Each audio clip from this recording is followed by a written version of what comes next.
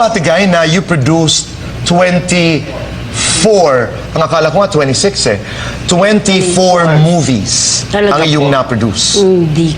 Naku, madami-dami rin, ano. Marami-rami rin. Lahat yun, inutang ko. Hindi, ibig sabihin, tuwing magpuproduce ako, panibagong puhunan. Kasi pagka pinapalabas yung pelikula, kagaya ng Balawe, kumita naman yung pelikula. May mga pelikula naman akong kumita, kagaya ng Super G, kumita. Hindi ko lang alam kung saan napupunta yung kita. Okay. Yung Super G. Hanggang sa nagsarado yung opisina ko talaga. Okay. Hindi na ako nag-produce. Pag-usapan nga natin yung Super G, Tigay. Okay ka naman doon? Komportable ka? I mean, did you have komportable ako fun? Ay, Diyos ko, yun ang pinaka-komportable ako sa lahat. Lalo na tumatalon to. Kasi nag-aaral ako magmotor. Okay. Doon ako sa Labisa noon, doon kami nakatira noon. Directed by? Augusto Buenaventura. Right. Ayun, may Oh. mga fight scenes ako doon minsan. Pero natupad ang ating pangarap maging action star doon. Ay! At naipakita ko kung gaano. Ay. Hindi. 1982, Tigay, Opo. you did a film with Danny Jalcita. Ay. T-Bird at ako with Miss Vilma Santos. Ano ang iyong naalala doon? Totoong walang script minsan? Wala talagang script. Wala talaga? Doon lang niya ginagawa. Yan ang isang direktor na talagang nakita ko na hindi nag-ano. Wala talagang script. Paano yung Tigay? Minsan mahahabang mga linya. Halimbawa, siguro yung istorya nandun na sa ulo Okay, niya. So, alright.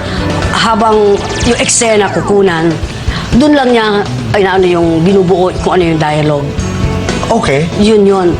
Kaya mahirap dahil minsan napakahaba ng dahil doon mo lang imemorya, Right. di ba? Oo. Yung gano'n. Tapos, siyempre, lawyer ako doon. May pa-English. Kaya direct, hindi ko yata kaya yan, direct. English yan eh, sabi ko. Pumapayag siyang mag-adlib kayo, Tigay? Oo naman. Basta Pumapayag nasa tama yung dialogue doon sa eksena. Oo, Okay yung lang. sa sense. Yung sampalan. At saka, totoo yun. Totoo yun. Oo. Lakas yata yung sampal ko eh. Lakas? Opo. Yung sampalan na eksena doon sa T-Bird at ako, pinag-usapan yon na ito magkakaabutan ito. Kayo ni... Sinabi ni Direk, mayroon talaga. Okay. Alam namin na magkakaabutan. Hindi naman kayo talaga. nagkapikunan. Ay, hindi naman. Hindi naman. Naging close ba kayo dito sa pelikulang ito? O pag eksena halimbawa, umaalis ang isa? Kuya Boy, gusto mong mag-ano ako sa'yo? Magkumpisan? Sige, Ate Guy. Sige, Ate Guy. Hindi, alam mo naman, love ko yun. Ay, Of course. Hindi, ano naman, pagkatapos naman yun, okay naman lahat. Okay naman. Opo. Wala namang nasaktan, wala. Basta okay naman lahat. Artista pareho eh. Tama. Oo, di ba? Pag artista ka, kahit nilublob ka na siguro sa artista ako eh. Sige, pahin na lang. Kahit na pag walang yun, ang sakit-sakit. Di ba gano'n? Eh, siyempre, pag maraming tao, ang director, mga crew lahat, okay lang. Kahit na medyo, pag wala na doon, bakit ako sa sinapan lang gano'n.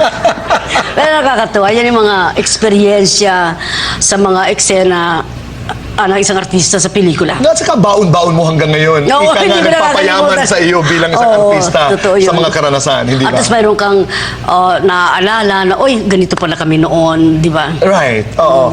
Kasi, Maganda. syempre noon, noong mga panahon na yun, Tigay, hindi iisipin ng kahit nino man na mapapagsama kayo Opo, sa totoo isang yun. pelikula, hindi ba? Elwood Perez. Ay, naku. Let's talk about some of the movies you did. 1985, dalawa.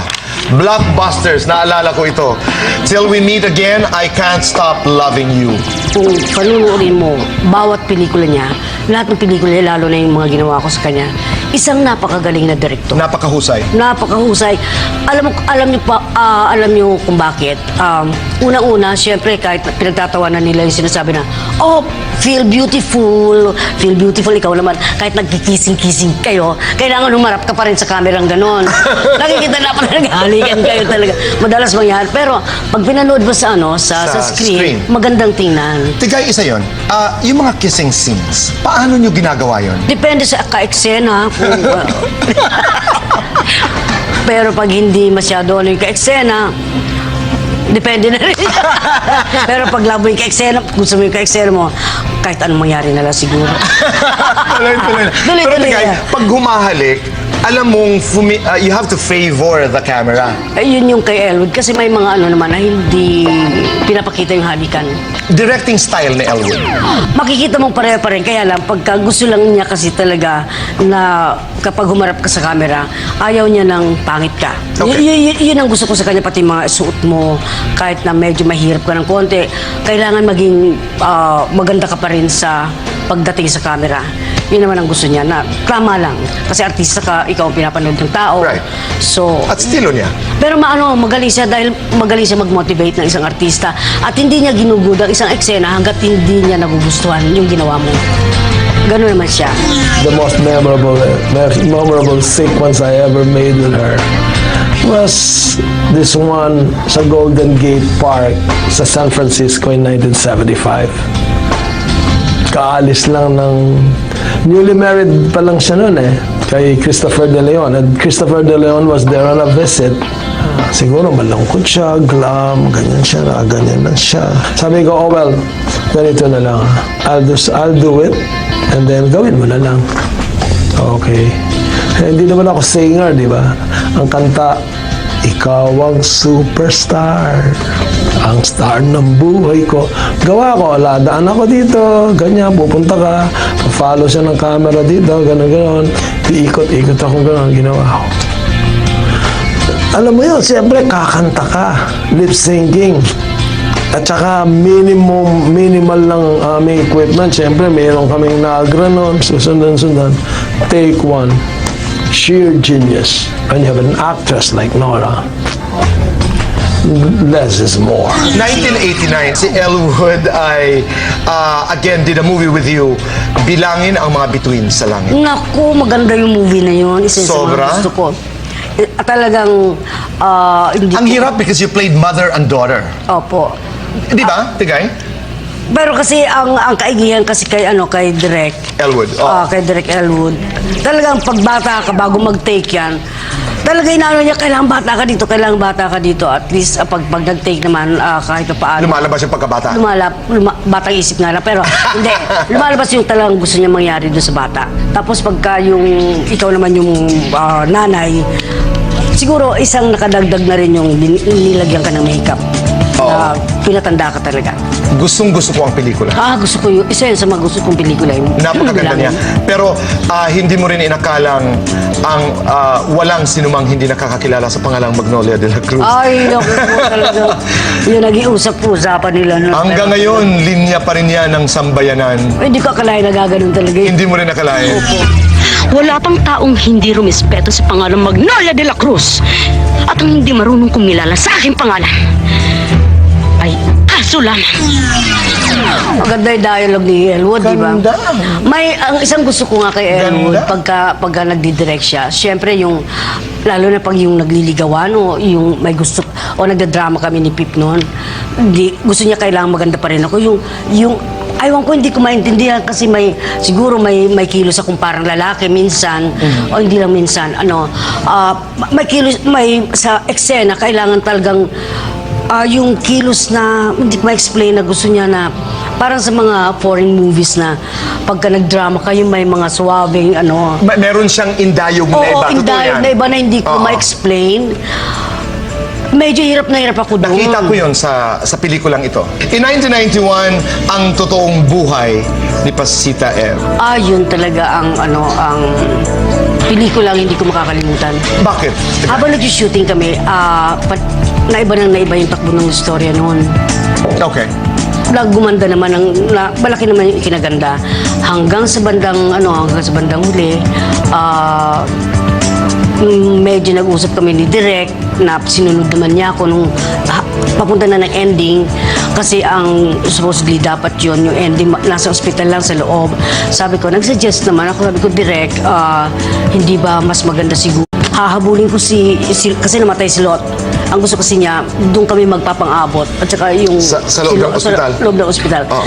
Hindi ba kaya maganda na ilabas natin yung scene na hindi ko aabutan si Lot. Nagwala ko doon sa doon sa ano sa labas malaman ko na namatay sila, doon lang ako Oo.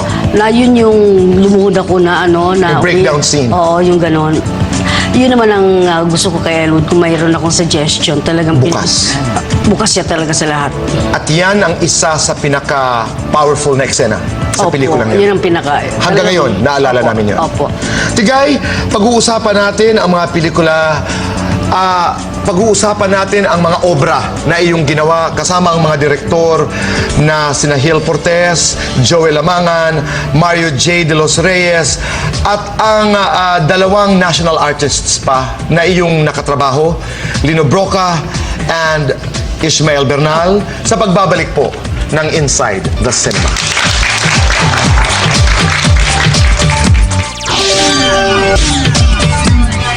Si Ate Guy ay napakahalaga at napaka-importanteng tao sa aking career bilang isang filmmaker dito sa industriya ng pelikula. Una akong nakatanggap ng Best Director Award sa isang pelikulang ginawa ko sa kanya.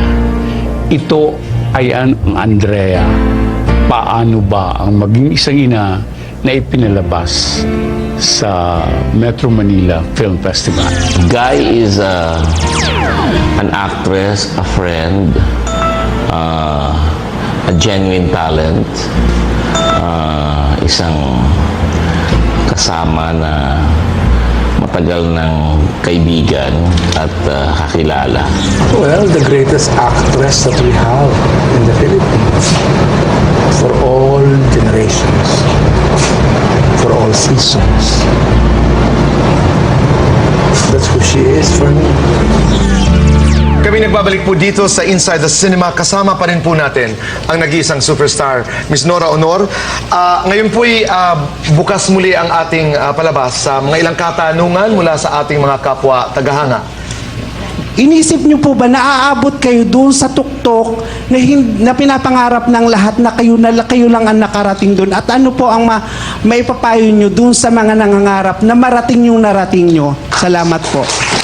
Noong tumatagal, parang naramdaman ko na nandito na ako, parang ito na yung magiging buhay ko yata, yung pag-arte.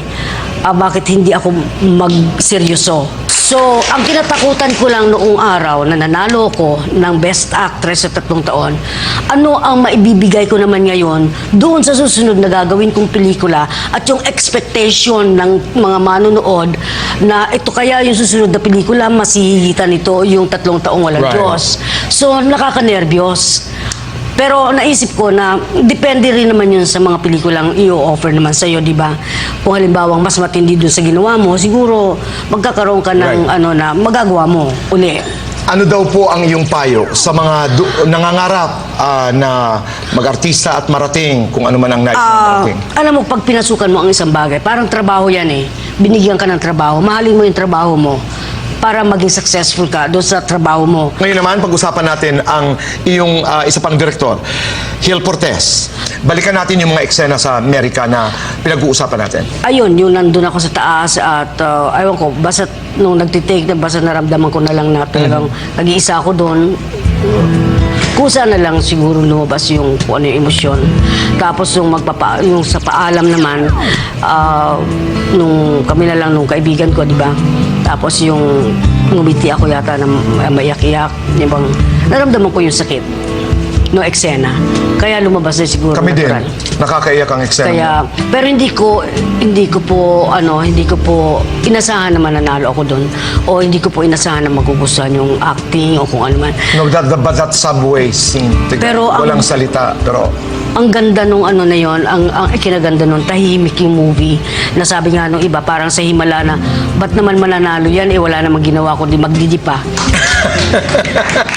Diba? Mayroon yan nung nanalo ko sa sa film festival, nanalo ko pagkatapos wala na nga ako napanalunan. After 2 years, nabalitaan ko na lang, ako mismo nakabalita na nagustuhan nila yung movie na ginawa. Mayroon pala yung wala kang sinasabi, Pero pag ikaw nga yung nanood, naiintindihan mo kung ano yung ibig mo sabihin. Yan ang mahirap, Tigay. Hindi mo sinasabi sa salita, pero nararamdaman mo at naiintindihan mo ang kwento sa mata lamang, sa kilos lamang, sa katahimikan lamang. Kasi ako kahit na nahihirapan ako yung daldal ako ng daldal sa mas nahihirapan ako doon. Di ba ang daldal ka ng daldal, ang dami mong ginagawa. Okay. Ayun ang hindi ko naman pero pagka yung medyo tahimik naman, medyo kampante naman ako doon sa ganung mga... Yan naman ang mahirap gawin ng artista.